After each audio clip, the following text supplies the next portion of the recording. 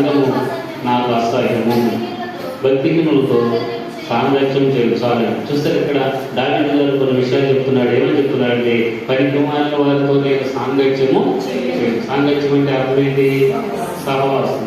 సహవాసం చేయదు. ఎందుకంటే దుష్ట సాంగత్యము మంచి నడవడికను కూడా చెరిపేస్తాడు.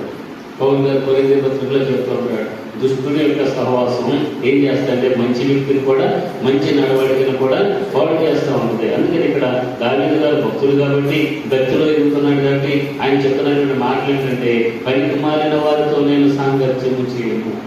గ్రహించండి, పనికి మారిన వాళ్ళు ఎక్కడ ఉంటారు? ఏమండి, నేను పనికి మారినాడంటే ఊరుకుంటారా? ఎవరు? అయినా మన సహవాసం ఒకసారి ఎవరితో ఉండదంటే పనికి మాట.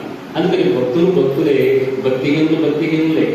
ఏమండి, విశ్వాసులే, అవిశ్వాసులే. అందుకని చెప్తున్నాడు దావీదు గారు కూడా ఒక ప్రత్యేకతను కలిగి చెప్తున్నాడు, పనికి మాలిన వారితో నేను సాంగత్యము చేయను. ఇంకా చూడండి, వేషధారులతో పొందు చేయను. సాంగత్యం అన్నా సహవాసమే, పొందు అన్నా కూడా సహవాసమే. పొందాలను కూడా సహవాసం. ఎవరితో సహవాసం చేయాలంట? వేషధారులతో. ఎంత యథార్థంగా దావీదు గారి విషయంలో పరిశుద్ధాత్మ దేవుడు రాసి ఉంచుతున్నాడు.